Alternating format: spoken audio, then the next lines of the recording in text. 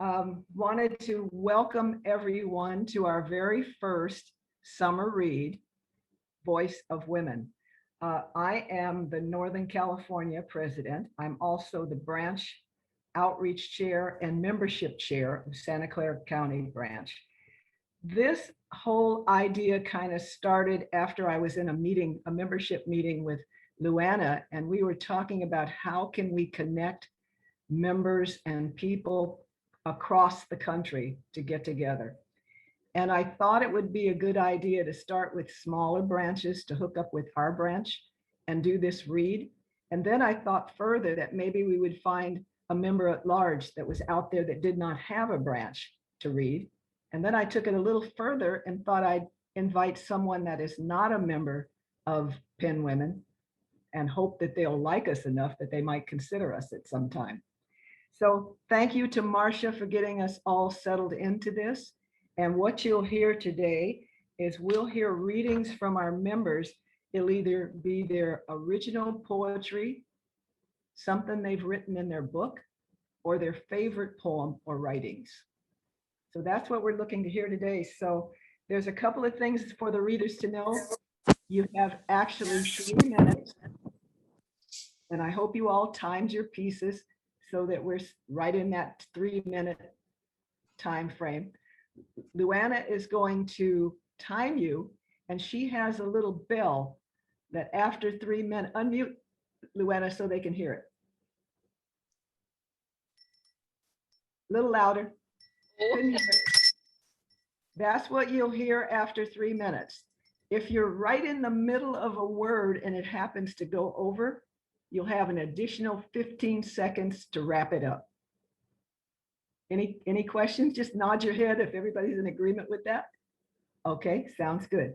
Now, since we're all on mute, and I have a question. Yes. I think 3 minutes is too short. I should have said something before. I think people need at least 5 minutes, quite frankly. Well, you know what? We considered that, but we didn't know how many people we were going to have on. So on our next one, we're going to take that into consideration too. How many people are reading today? There's about 15 or 16.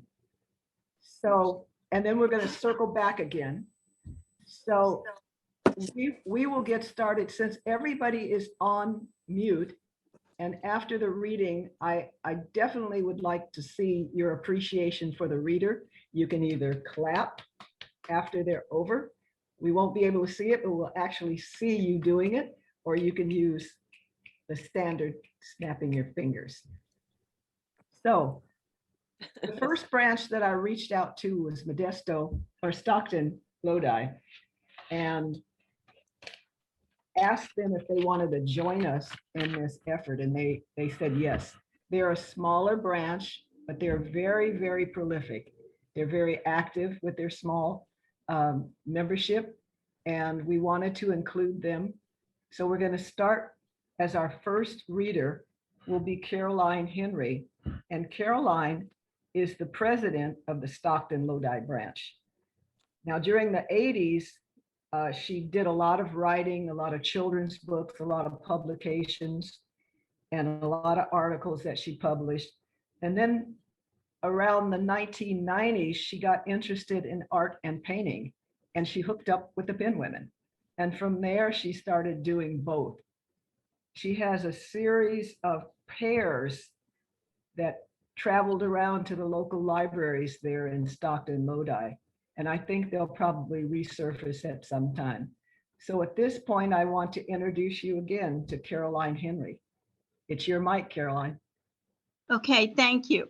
What I would like to do is I'd like to read 2 very short poems, both having to do with walking, and go from one right into the other. One is an older one and one is very recent. So I begin with John Muir's Backyard. We took a walk recently in John Muir's backyard.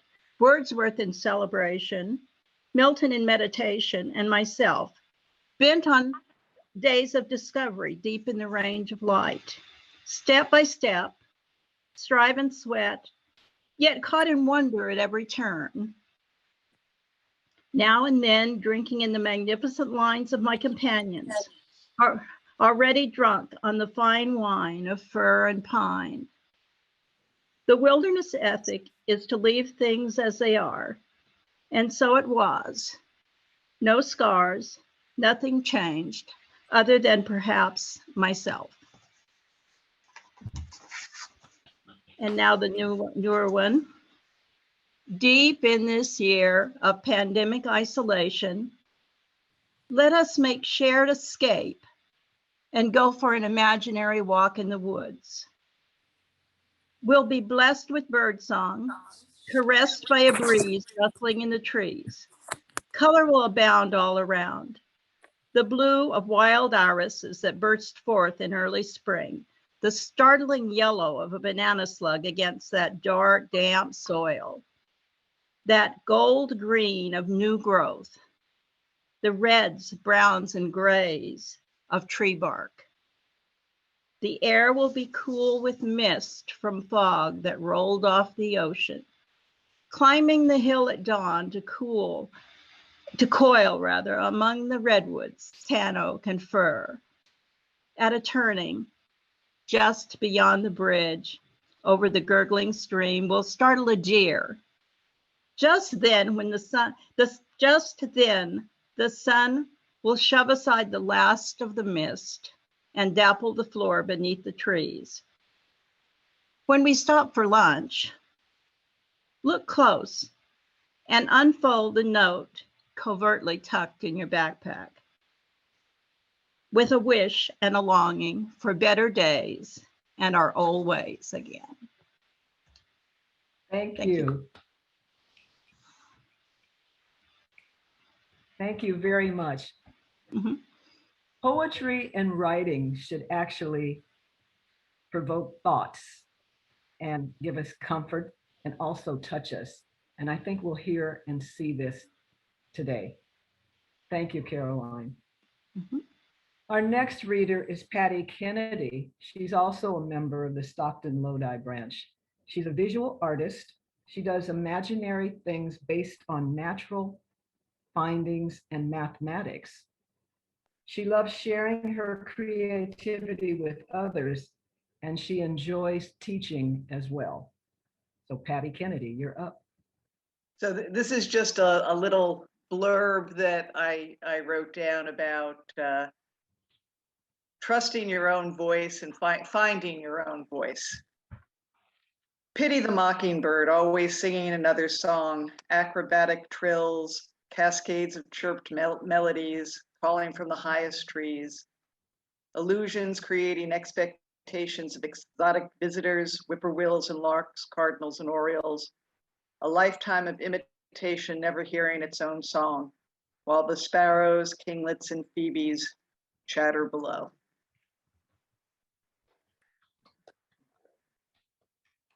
Thank you, Patty. I'm glad I'm a morning person because all of this resonates with me. Okay, we're going to move on to Darlene Weingand. She's a very new member to Santa Clara County branch, and she came to us kind of from being in a meeting that we were on with one of Luann's meetings about membership.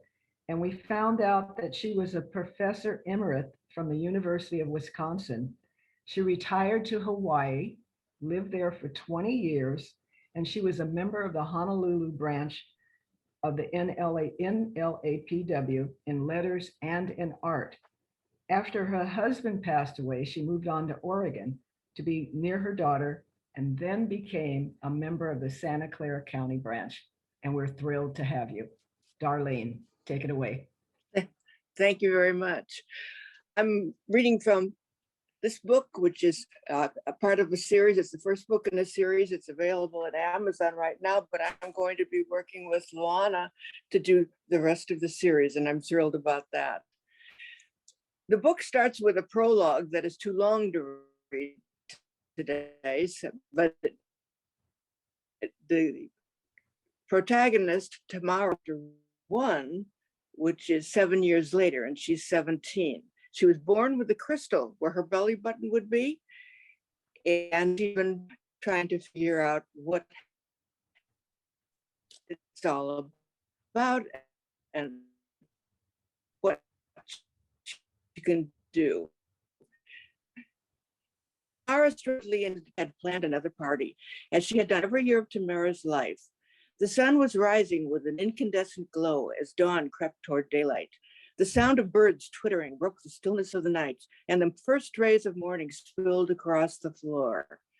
Today, as she had done each birthday since that fateful talk with her mother, she would enter the sea and dive into the deep. Each prior year, she had swum away from the beach and as far underwater as her lungs would allow. Each time she had surfaced gasping for air. Perhaps this year would be different. Slowly, she swung her legs to the floor, stood and stretched again. This was certainly going to be a good day. Raising her nightgown over her head, she tossed it on the bed and caught a glimpse of herself in the dresser mirror. With a shriek, she looked down at the crystal on her stomach. It was glowing. This never happened before. Throwing on a bathrobe, she ran from the room and knocked on her mother's bedroom door. "Mother, please wake up," she cried. "What's the matter?" her mother asked. "You are so pale and your beautiful hair seems to be glowing." "So is my crystal," Tamara wailed. "What is happening to me?" "I don't know, darling. How are you feeling?" "Scared. Look, my crystal is turning yellow. And so is your hair. Hey, didn't you always want to be a blonde?"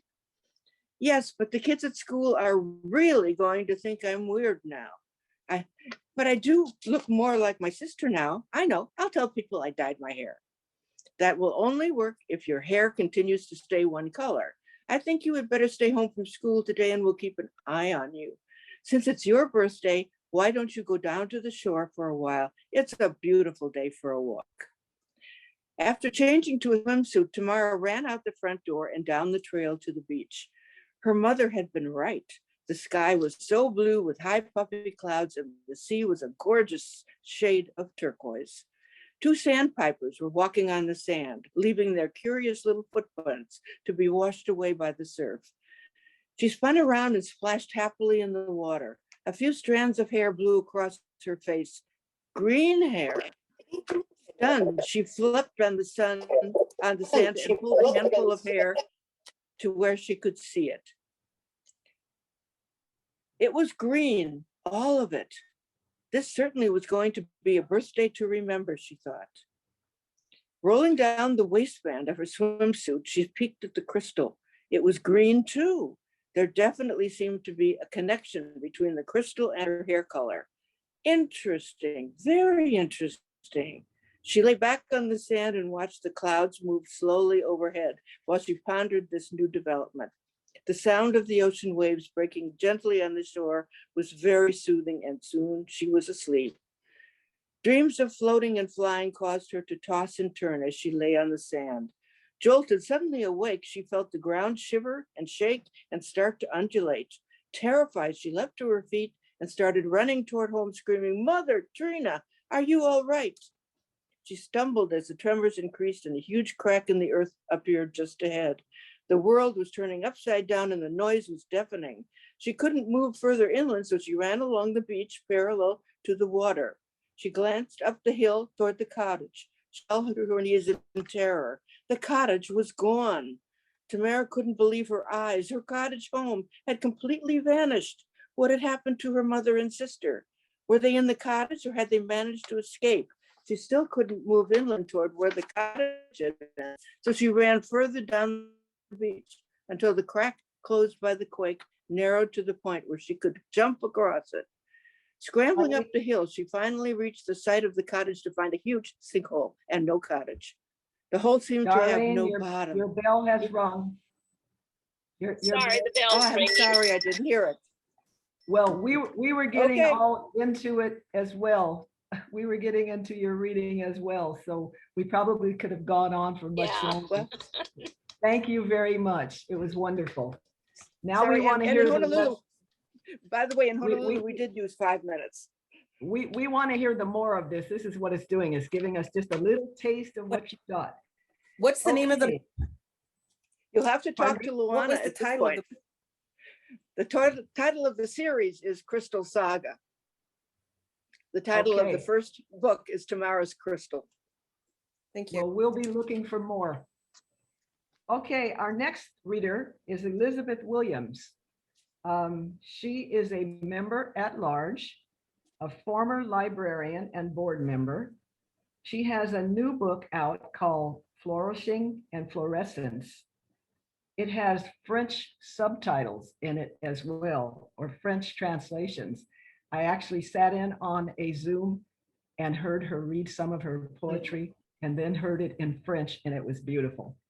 She picked a poem that is located somewhere around California, and she's going to read it for us today.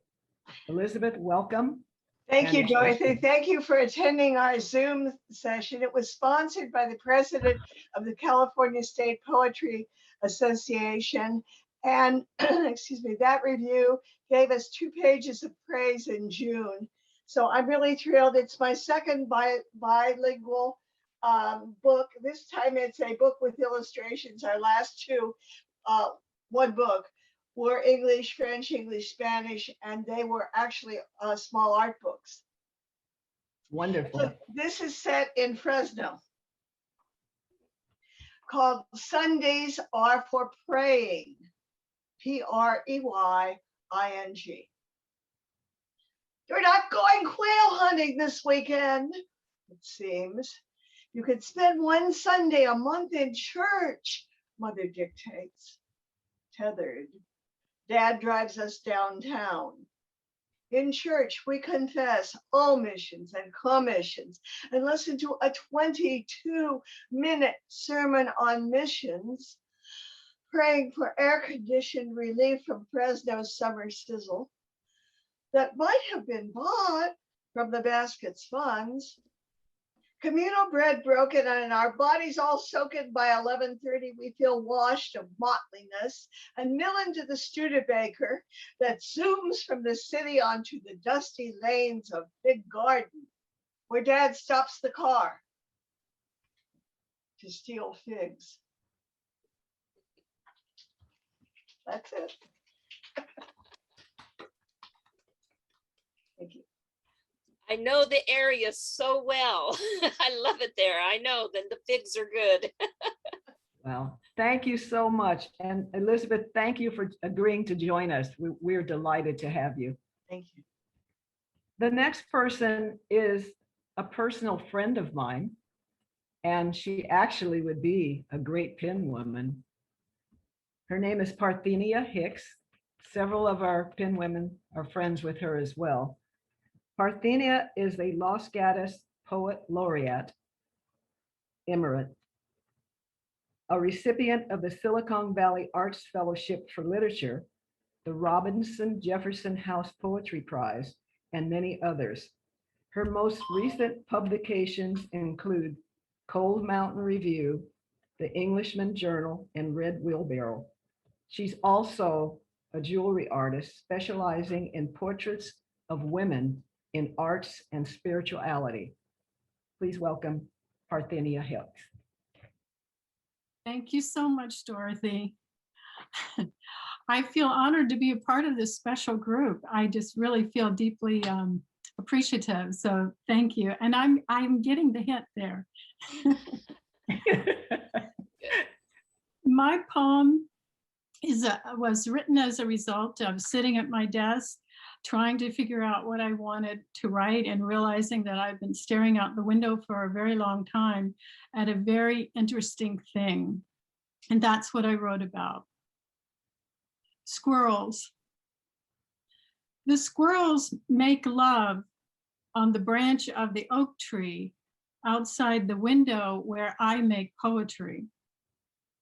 They roll and grab, flip and turn, box a little, and hang upside down, their tails flying behind them like freshly brushed ponytails on young girls in cars on open roads with no speed limit. He kisses her wildly, crazy little bites along the head while wrapped around her back. She stills at just the right moment, while all those pins drop somewhere in the ethers of romance. They separate and groom each other, then return to the sexy dance.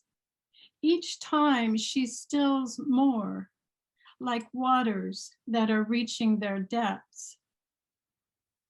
They separate and groom each other, then separate and groom privately next to each other, then separate, leaving the branch lonely as an empty dance floor on a Saturday night.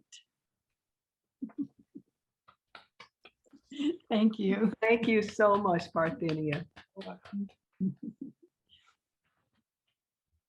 Okay, Barbara Chamberlain, you're up next. Barbara is a lifetime member of Penn Women. She joined Penn Women in 1974. Barbara lived in Storyland since the age of 10. She was always fascinated with telling stories, and she found a very good source in her own family. Her family history of coming to America influenced her writings. She was captivated by strong women and her father's background.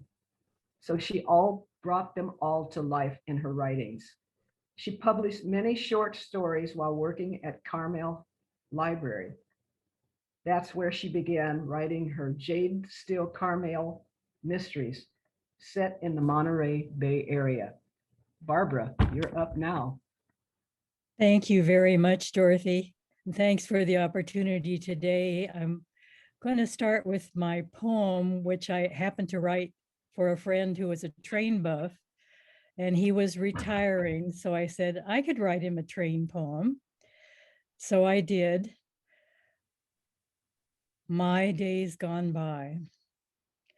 We stood in the field, my brother and I, in the poppies and lupin to watch the train go by. My feet can feel the rumble, blare of engine pulling cars. The golden poppies crumple, great wheels sparkle stars. We stood in the field, my brother and I, from the roar to the quiet. I watched the train go by.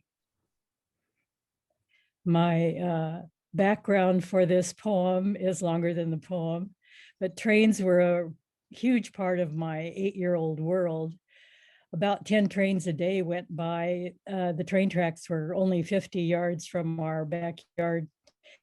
So since our mother's child raising philosophy, go out and play, read the field of wildflowers to watch the silver streamliners go by, and they had people's heads in the windows, and I wondered where they were going. And then the trains with box cars, I guess they're freight trains and flat cars and box cars. Sometimes I would see men jump off the box cars and go into the field.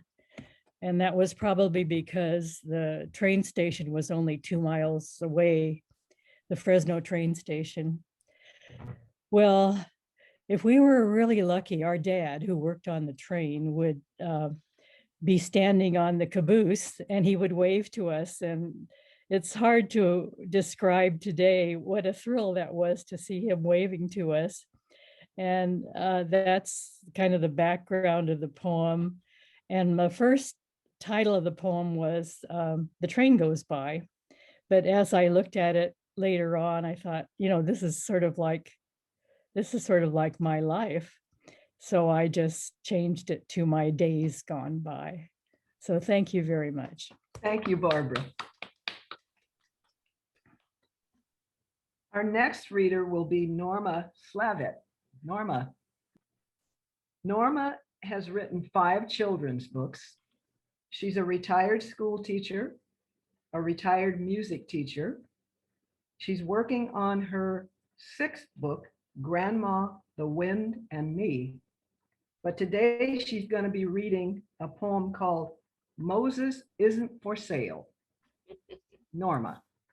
Thank you, Dorothy, for doing such a wonderful job introducing everyone and putting this together. It isn't a poem, though. It's a short story. Is that okay? That's okay. Moses isn't for sale. Lisa ran down the Sunday school stairs as fast as her short legs would allow, right to the temple gift shop. The other third graders were enjoying recess, playing games and socializing in the warm California sun. But not Lisa. Lisa was on a secret mission. Lisa put her slender face against the shop window to survey the situation before entering the gift shop. Moses was still there. The 3-foot bronze-stone statue stood proudly, both arms securely holding the 10 Commandments. Lisa flung open the gift shop door and scurried up to the counter. "I'm here to buy Moses," she said to Mrs. G, the gift shop manager. "Well, Lisa," said Mrs. G, who knew the names of everyone, "I'm sure, dear, but I'm very sorry. Moses isn't for sale, not right now. He's on display while the classes are studying about his life." "Well, don't you have another Moses somewhere?" Lisa continued, not waiting for her answer. "I'll bring in all my allowance every single week to pay for him. Moses is going to be the best Hanukkah present my parents have ever had." Once again, Mrs. G assured Lisa there was only one Moses. "But how much is he?" persisted Lisa. "I'm afraid he costs more than your allowance, dear, and the display stays up until a week before Hanukkah." "Well, I'll bring my dollar allowance every single week until I pay for him. How's that for a plan, Mrs. G?" Mrs. G thought for a moment, then turned to Lisa. "Well, dear, first I have to ask you a very important question. Are you 100% sure that's what you want to do with your entire allowance?" "Positively, absolutely, definitely sure," came the reply. Mrs. G mumbled something and turned to Lisa. "Hanukkah is 12 weeks away. By the time the display comes down, you'll be a little short of $3. But you can pay the remainder after Hanukkah. How's that for a plan, Lisa?" "Oh, that's positively, absolutely perfect. Thank you, Mrs. G. I'll be back every week with my money. Promise." Lisa kept her word. Every week she came back, giving up her recess, and brought her money to Mrs. G. Having no knowledge of Lisa's secret mission, her parents were delighted to see their daughter suddenly so anxious to attend Sunday school. The day finally came when Lisa brought in her last dollar. As There's usual. Norma. What? What? The bell rang? No, Oh, where was I? Where was I? she brought in her last dollar.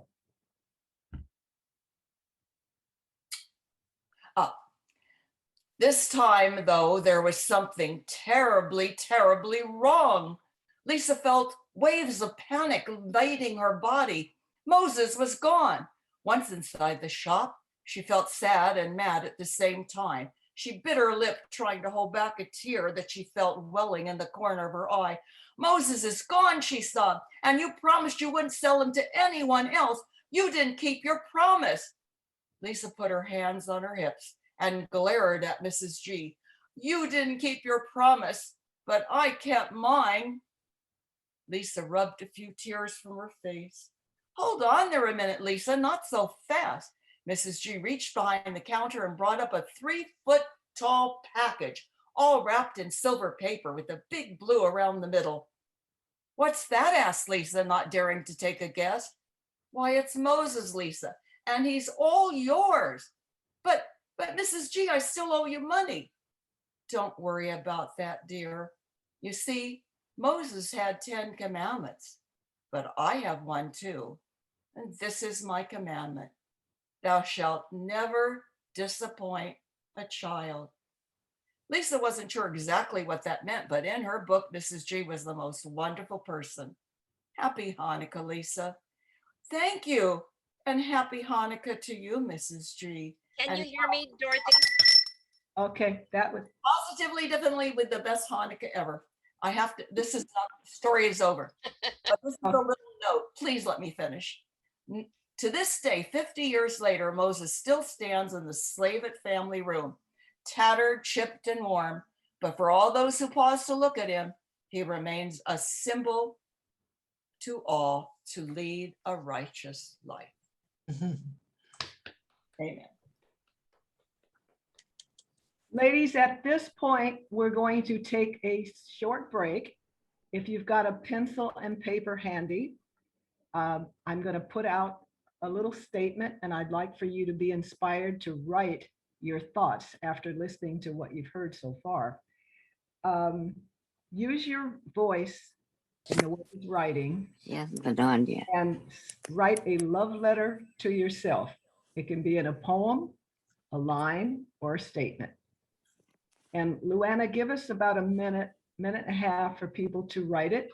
If we have enough time, we might be able to read some of them at the end. So it's a love letter to yourself. Dorothy, can you not hear the bell when I ring it? We can't hear it. No. No. No, you need to put it up higher by your face. I have no mic. No, I'm still Don't not think we hearing can it. See it. There, now we hear it. Yeah, Hear it up there? yeah. And Even you too think late. see I it. just put Zoom and Okay, it isn't popped that up. strange? I didn't even go But to you can her. hear me talk, right?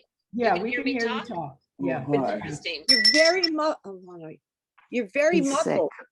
I'm muffled. Yeah. Doesn't feel good. So I'm we're gonna have He's to sick to his stomach. speak louder. Maybe it's my microphone. Maybe my microphone's going cuckoo. Or you're not close enough to So it. you got it now. It's pretty close. Hiding It's my always been chin in good. case they show me. Okay, so Yeah. everybody you're has fine a now. minute and a half to write down a love letter to yourself. You can do it in haiku. You can do it in a poem. It could be a statement.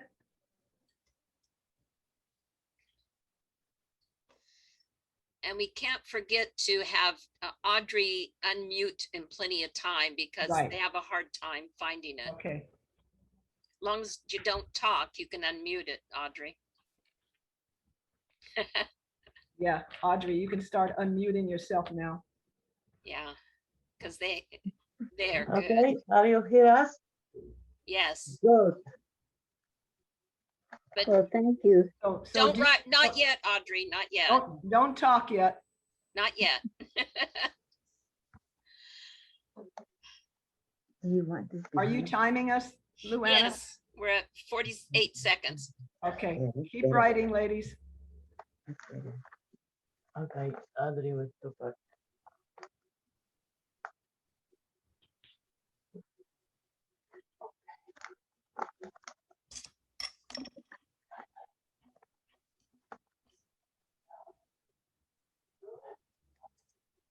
That's better with the black behind you instead of the angry. No, I'm gonna record behind. In 10 seconds, we have 10 seconds You left. have 10 seconds to complete your love letter to yourself.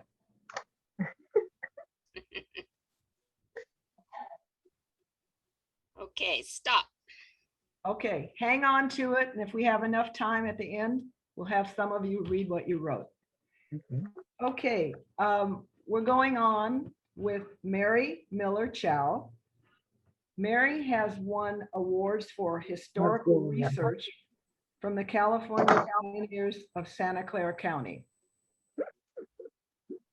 The Adirondack Life magazine published her memoirs of summers in the Adirondack Mountains in the 1950s. Mary has recently written a book called Death on the Funeral Yacht. It's a murder mystery from 1950s that takes place in San Francisco. So Mary, you're up. Thank you. I'm going to read from a work in progress, a humorous mystery titled Live Flowers for the Dead. Jake Clooney drove his black Dodge Ram through the wrought iron gates of the Eternally Here Cemetery in Las Vegas, California. A large banner flapping overhead proclaimed that 2019 was its 200th year. He noted the large number of cars in the parking lot. A funeral was in progress. Jake had been careful to enter the deceased's house at exactly 9 a.m.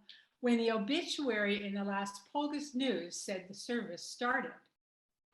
He drove to the Heaven's Gate section, parked on the side of the narrow road, and got out of the truck. A dark-haired man with a Giants baseball cap, white t-shirt, jeans, and hairy arms reflected back from the shiny finish. He reached in the bed, pulled out a spade, a six-pack of colorful impatiens, and a small metal box. He placed them by the head of his wife's grave. He looked at the grassy mound and muttered, "You were a real bitch when you were alive, Verna, but you've become a big help now." Jake walked to the back of the truck and pulled out a medium-sized cooler, the newspaper, and a deck chair. Reaching into the cooler, he pulled out a Rubbermaid storage container. Stuffed inside were a jumbo burrito, chips, and a sandwich bag wrapped in butcher paper marked ham and cheese on rye.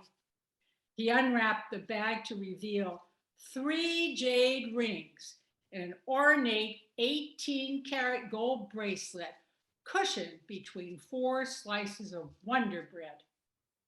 He smiled and smelled the burrito.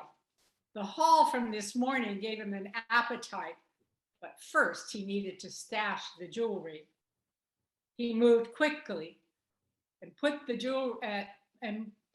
quickly moved the jewelry to the metal box and walked to the front of Verna's gravestone.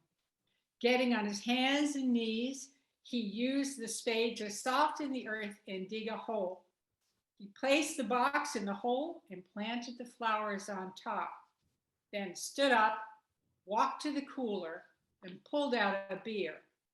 He sat back on the chair, put his legs up on top of Verna's stone, took a swig of bud, and let out an impressive belch. Life was good. He picked up the newspaper and turned to the local obituary section. Let's see. Abbott, Beacon, Cornez.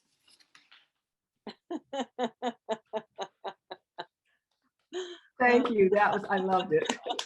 Thank you. It's gonna be a good book. I'm looking Yes, forward it to will it. be.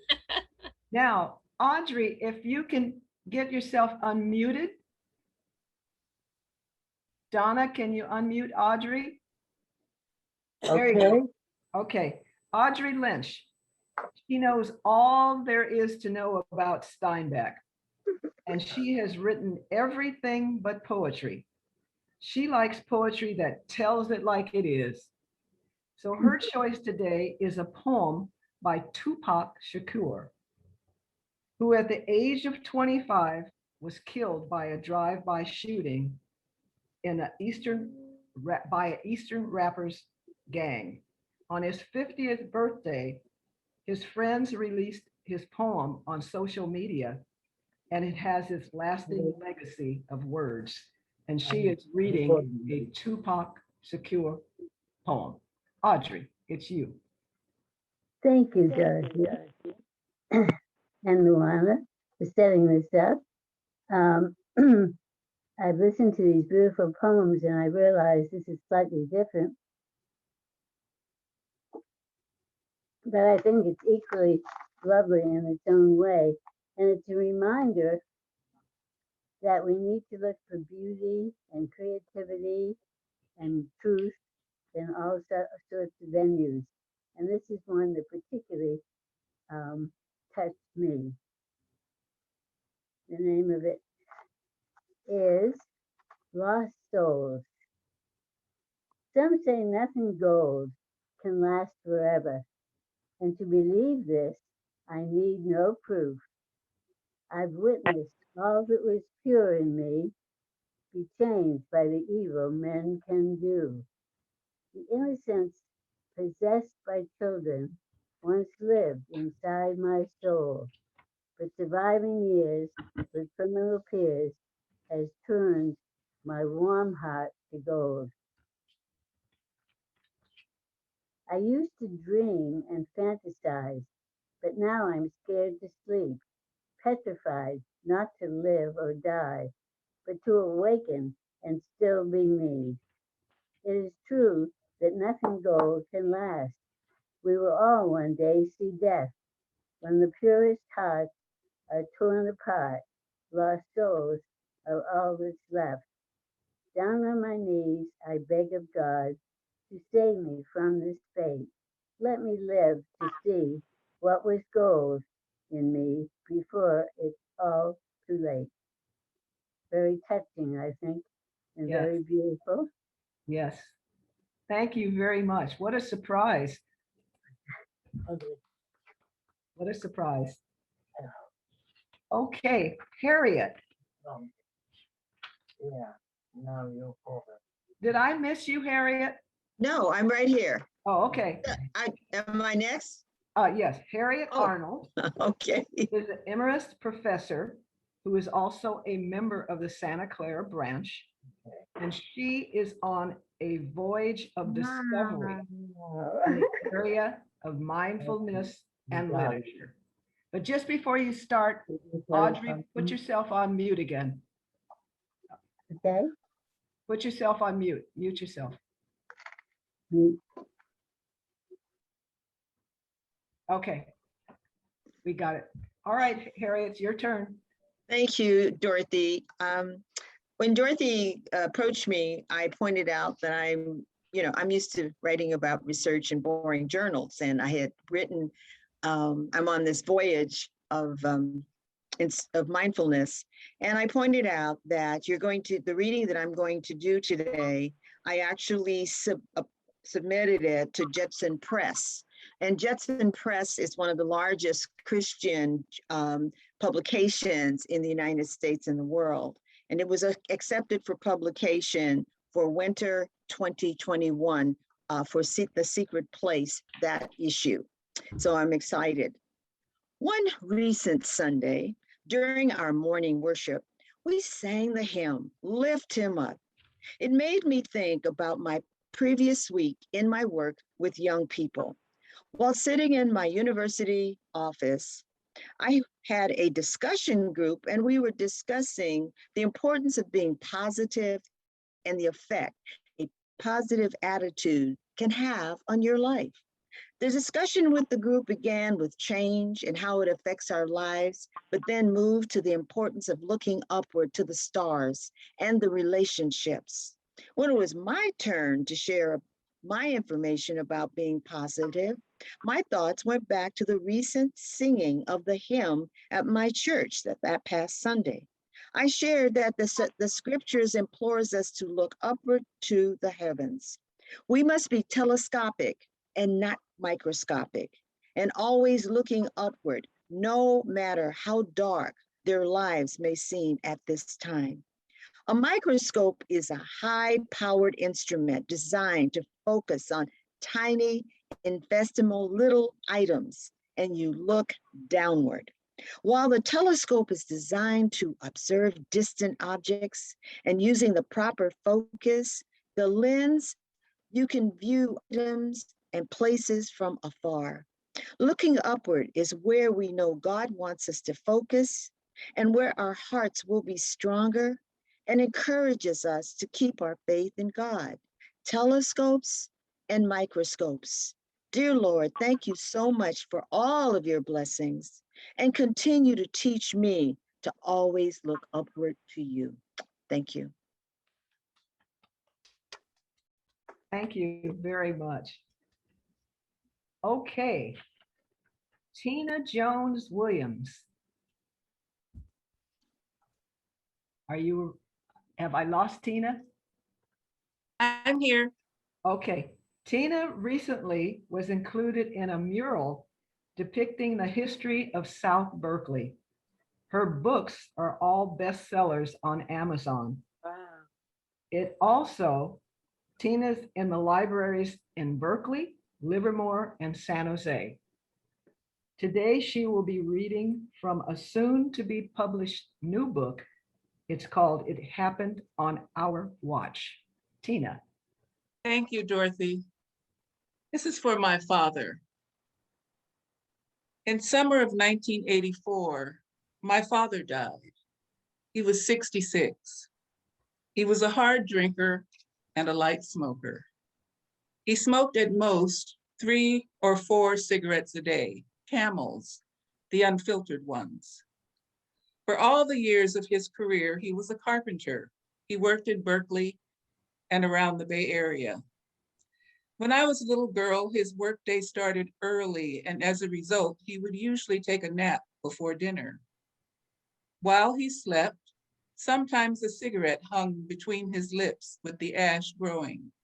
I enjoyed watching the delicate balance. Before the ash fell, I would quietly remove the cigarette from his lips, and he would open his eyes ever so slightly and smile. Part of his work uniform was a long-sleeved khaki colored shirt with a flapped breast pocket that closed with a button. Whenever I needed $1 or two for some particularly important reason, I would quietly open the flap, remove the dollars from his pocket while he napped, and he would open his eyes ever so slightly and smile. In the evenings, he would stand in the bathroom with the door slightly open, wearing t-shirt and trousers. He looked in the mirror as he shaved, he whistled, and I smiled. When my father died, selfishly, my heart broke for me. I wish I had known him better, still do. I have memories of my own, but my fondest memories are of him with my little brother. From the time my little brother could walk, he and my father were a team of two. It made me wish we had had that kind of relationship, but still, it warmed my heart, still does. When he died, my heart hurt, but it broke for my mother.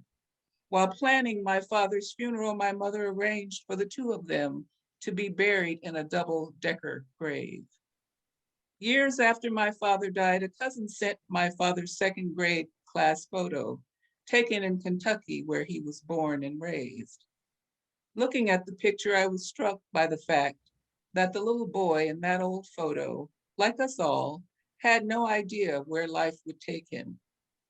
Little did he know he would grow up, leave Kentucky, move to the south side of Chicago, where he would meet and marry a woman who only he would call by her middle name from the day they met until he closed his eyes for the last time.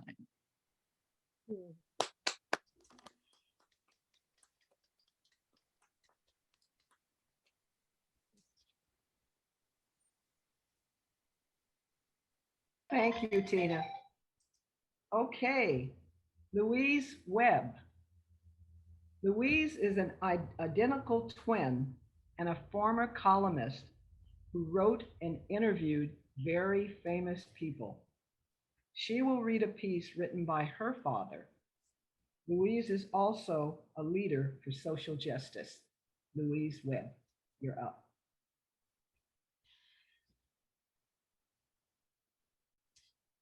Louise. Unmute.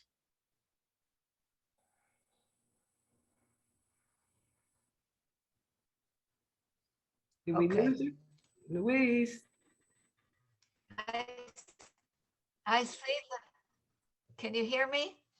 Yeah, talk a I little, see that talk a my little louder. identical twin is I see that my identical twin is listening today.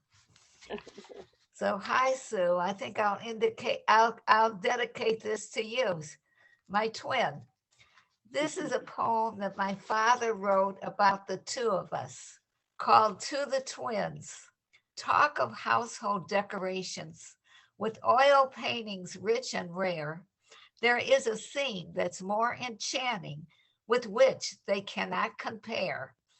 It's a pair of sweet twin sisters as they gaze into the fire, and they pose in childish wonder as the log flames creeping higher.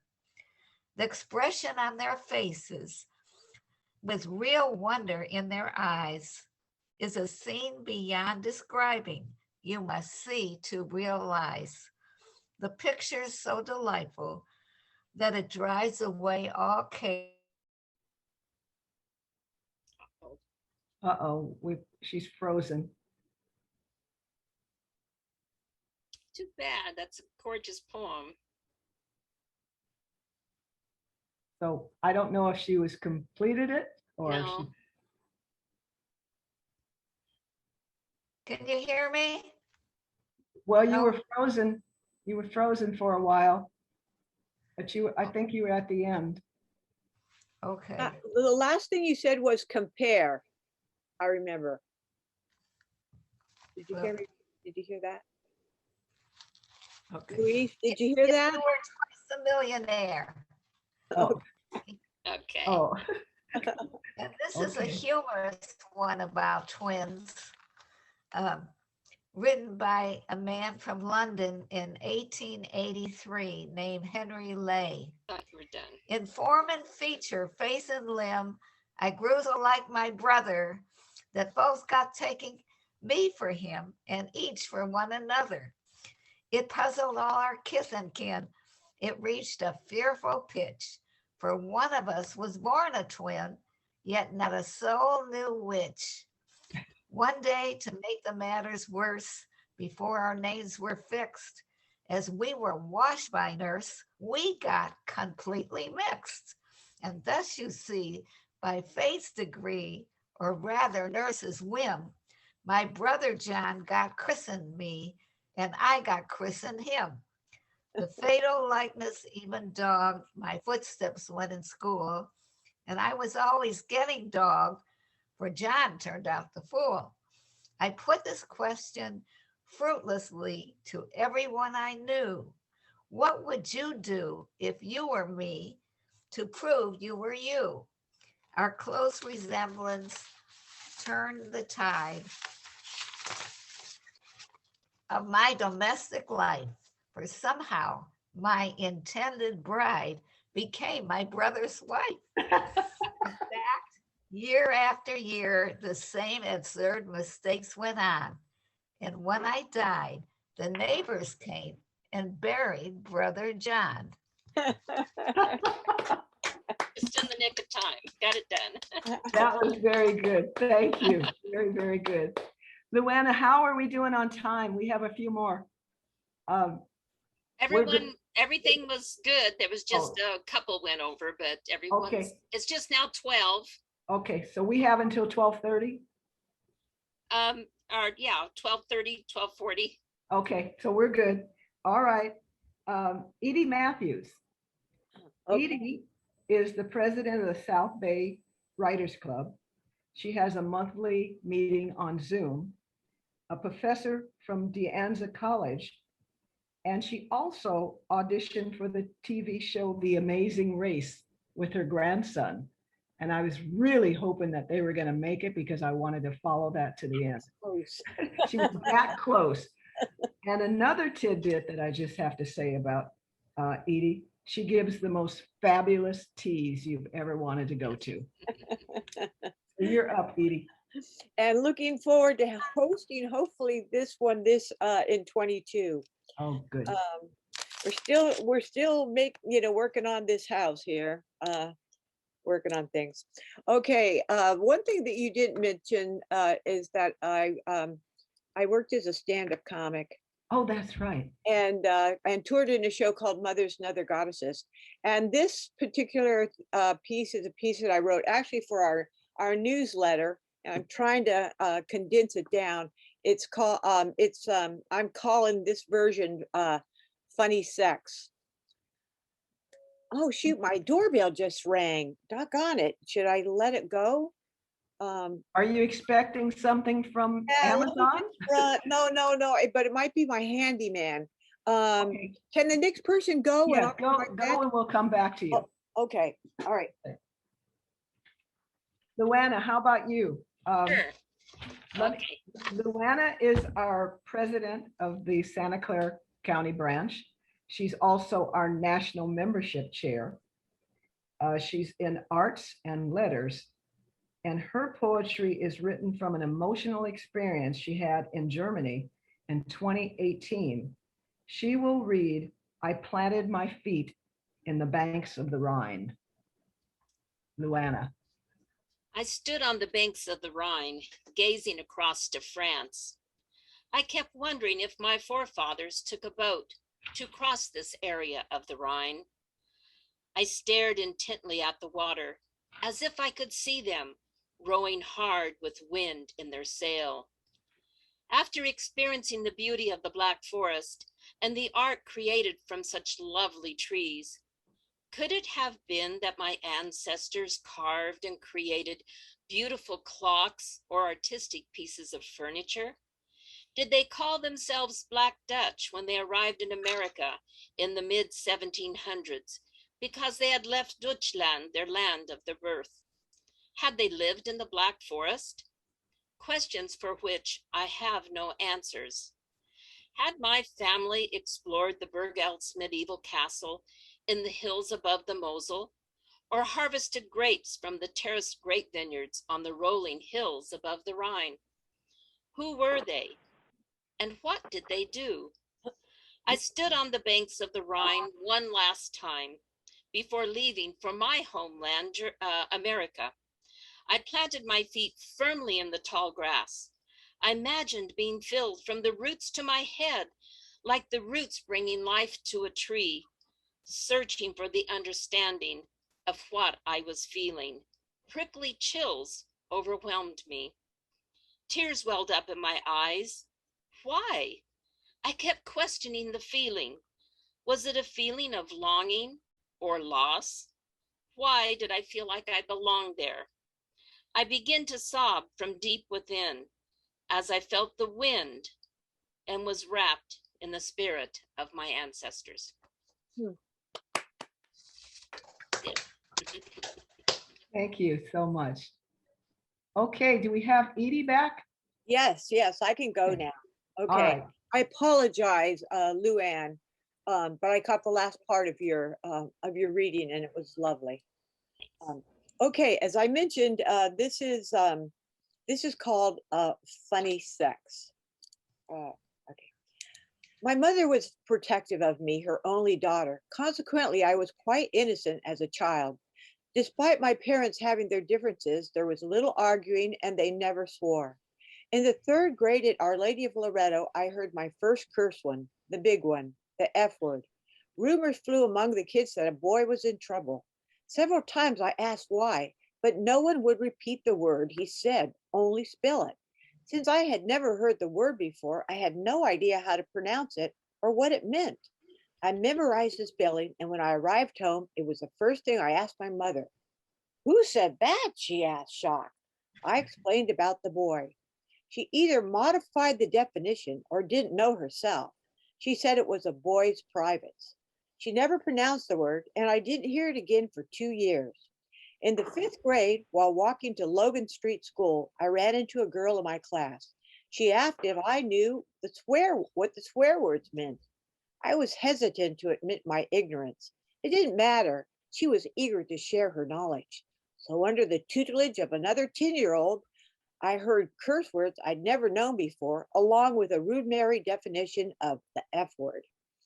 In the 6th grade, they showed that movie to the girls, the one about periods.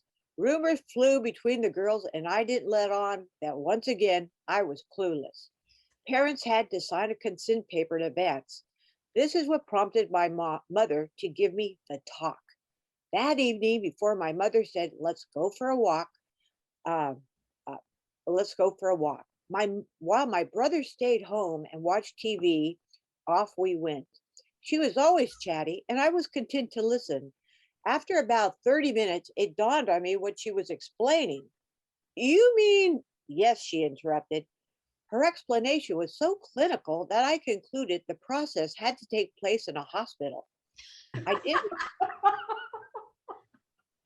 didn't think of my parents. I could only visualize the fat old lady across the street. I imagined the procedure must have required lifts and pulleys and a lot of coordination for medical personnel. The next day, I watched an animated film that tastefully covered the subject of periods. The shocker was when they rolled the credits and it said Walt Disney Studio. Several weeks later, while walking through the park, my friend asked me, what would you do if you saw someone here doing it? I would hurry away, I replied. I wouldn't, she said. I'd try to identify them. I thought this was hilarious, a nosy kid trying to get closer to a couple in the heat of passion. But she was quite serious, as though it was her duty as a law-abiding citizen. In high school, most of us were still pretty innocent. Oh, there were dates and smooching, but the majority of us were virgins. And those days, the girls who weren't swore they were. One evening after swim practice, the girls gathered around the dressing room and the topic of sex came up. We all listened intently, hoping to learn something. One of the junior girls pontificated. They say every time you have sex, you burn 700 calories. Everyone's jaw dropped except mine. That can't possibly be true, I said. How do you know? Asked another girl. Because, I reasoned, there are too many fat whores. In the 70s, I read an article about rejuvenating your love life. It suggested taking a jello bath. This became the enticing topic of conversation at parties among us women. One gal asked, did they suggest adding sliced bananas? We laughed. Then another logical thinker like myself piped in, but who wants to clean up that mess? Don't overlook spicing up your writing with funny sex. Thank you. I think we could all relate to that story. Okay, Patty Watkins Dick. I had spoken to Patty just the other day, and she told me that she put her creative endeavors on hold while real life has taken front and center for her. She is now trying to take care of herself and her family. She is an artist and a writer, but she continues to spread positive affirmations all around us. So Patty, it's your turn.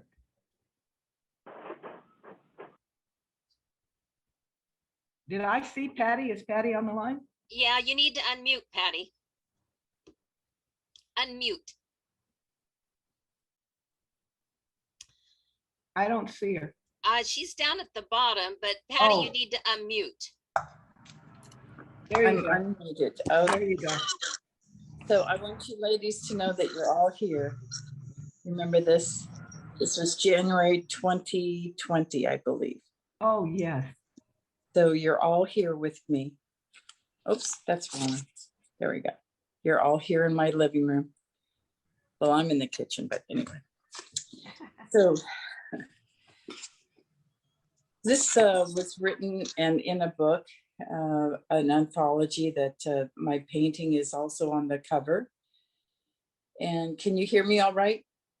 Yes. A flamingo moment. Each embrace, each stroke on my face sends me into a trance like a flamenco dancer's pace. The vibrations, the movements transform touch to notes, rushing and dancing, keeping rhythms of luscious fingers and digits strumming emotions, sounds that only lovers hear in secret places. The intensity rushes, dances faster and faster. The yelling, the yelping sounds like the ocean, moving and soothing and sending out signals. The ocean's foam mingles and fingers the delta. It's coming, it's going, inundates the sand. A new trail is given to each stroke of its hand. The music, the guitar strings plucked by the expert, dance and play on my ear and my senses. A moment of detail of dancing delight sends my mind, my soul swirling like a dancer's ruffled wrap. She's clapping, she's yelping in pace with her feet. The trance, the strumming is endless to me. They keep me delighted, so loved, so enthralled. My ears are crowded by notes, all joining at once. So many, so much they clamor to touch and become the din that lovers regret. It's only a moment I'll never forget. It feeds and pleads to build once more that vitality, that flamenco, running and rushing, bursting with vim, consoling and stroking the hour of whims. That commit stirs slowly, emotionally again. And all this welcomed love, passion greets me the moment I open my door. and my brown glaze and his brown gaze kisses my face. The flamenco moments flash, the sizzle heats, twirls, and fans me completely. So I wrote that, I wrote 3 or 4 poems the week that Lou and I first met. And I love to tell the story that we met at the Isle of Lydia. Now, when I first met him and I started telling friends that I had met this wonderful man, I'd say, well, we met at the refrigerator of my girlfriend's kitchen. And as a writer, I thought, you can't say that. That's totally untrue. It's the Isle of Lydia. And so people, when we travel and when we meet new folks, they say, well, how did you meet? And where did you meet? And I go, well, we met at the Isle of Lydia. And they say, oh, I think I've heard of that. I said, yes, of course you have. It's the island, the kitchen island of my friend, Lydia Young. God bless her. How many more, Dorothy? How many do you have left? How many just myself. Oh, good. You're perfect. Okay, good deal. Okay. I don't have a title for this. I didn't want to fill the space between us with stuff, but quiet listening, moments of valuable insight that resides within. The Beatles in song imagined the brotherhood of man, while Gandhi dreamed of world peace. Martin also had a dream. How do we gently convince others to change, to love our fellow man, woman, and child? Not one single act can save humanity, but those single acts of kindness can make a difference. We as women have an inherent worth, holding power and strength in our hands. It's our voice that inspires us to act. A simple message, ponder and reflect. My hashtag is one love. Be inspired to continue to write your own truth.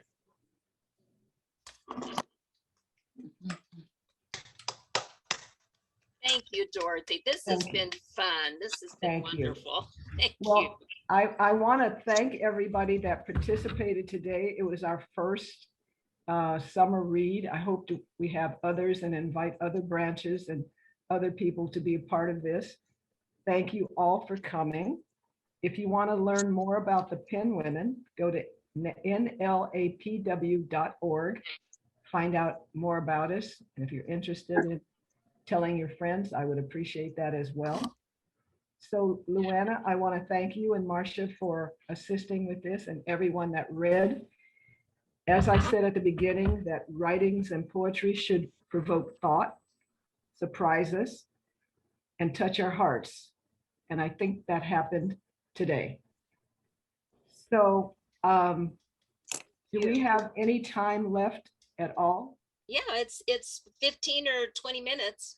Well, I just want to put it out there. If anyone in the audience has written something that they would like to share, their love letter to themselves, I think we can take a couple of those. So just rate it. This is for the audience as opposed to the people that have already read. So if you could raise your hand, we'll call on anybody that wants to read their love letter to themselves. Anybody write one? How about Carol Brolin? Carol Brolin. Take yourself off mute, Carol.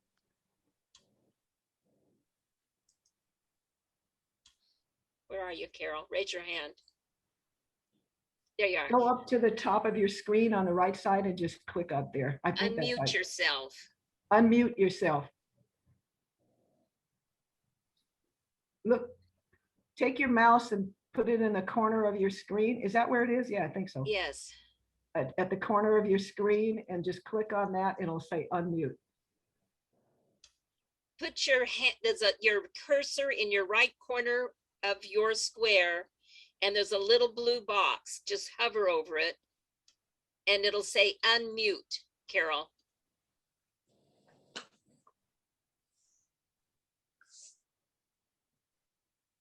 Can you find it?